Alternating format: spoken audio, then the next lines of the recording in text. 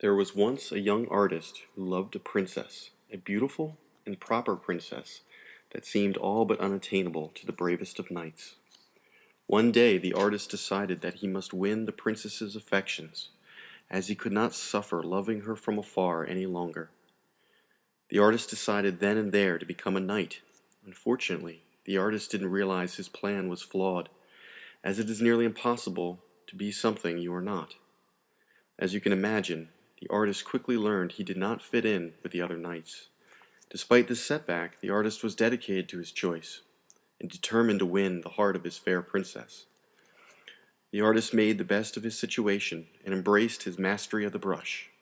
One by one he cut down the other knights and found himself square in front of his princess. The knightly artist had won the day, or so he had thought, and immediately asked his princess for her hand in marriage. The princess was so overcome with joy that any passer-by would safely assume that this will surely be the happy ending to their story. That would be a lovely story to tell you, my friends. Unfortunately, the artist who wrapped himself in his best intentions had made a great mistake. Not being oneself is quite a tricky act to maintain, after all, and being a knight is very hard work. For a time, things were wonderful, and the princess's love was sweet as nectar from the brightest of flowers. The artist was anxious to provide for his princess, and unfortunately, his meager home and belongings just never seemed enough for his fair lady. The princess always dreamed of living in a knight's great castle, and over time, the princess became unhappy, so the artist decided to build a bigger home. The artist worked hard, and still the princess was unhappy. The princess's sadness was contagious, and the artist found himself lost in his efforts to make his lady's dream come true. Convinced he was a knight, he worked harder and built the house ever bigger for his lady's love. Eventually, all the work on the artist's house became too much to manage, so the artist hired a young goblin to become his squire and help him with his work. The goblin was a very hard worker and quite smart. His only downfall was a furious temper. Occasionally, the artist would witness the goblin's fierce tantrums, and he would try to help the goblin overcome his anger with meditation and stress-relieving techniques.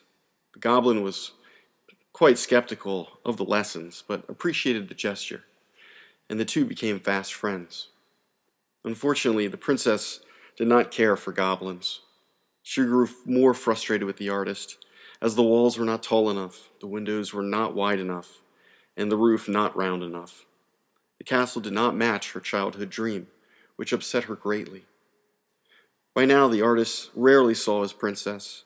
She was very unhappy and would spend days wandering the halls of the castle the artist had built. The artist had decided that enough is enough. He must do something to show his love for his fair lady above and beyond building her this dream castle. That very night, the artist set off into the castle to find his princess. He had not realized how long it had been since he had actually entered his home.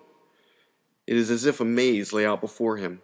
How could this have happened? Asked the artist. Where could she possibly be?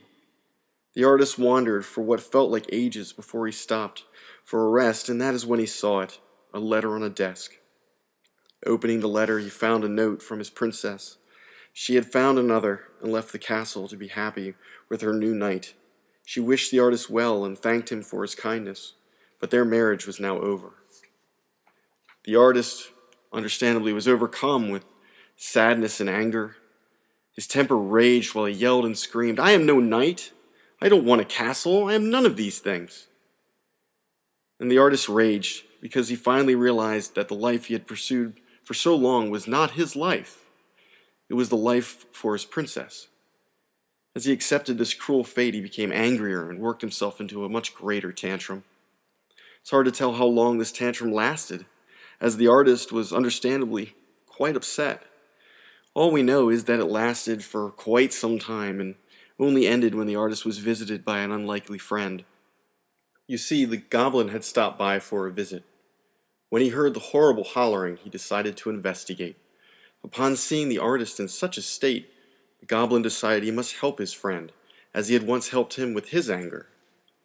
The goblin stepped forward and led the artist in his meditations, and in this moment of clarity, the artist realized that he had become something different. As a knight, he gave his best effort despite the costs.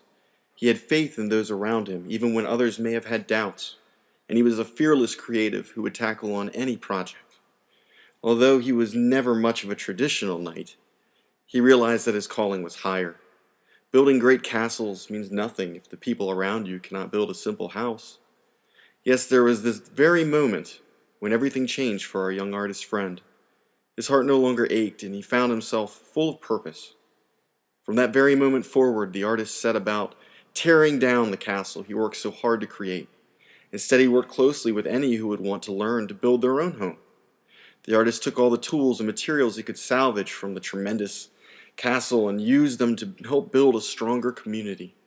Within this effort, the artist found great satisfaction and, dare I say it, did the unthinkable. He became something new. However, this was not like becoming a knight. He knew this because for the first time in a long time, he felt he was doing what he was meant to do. The end.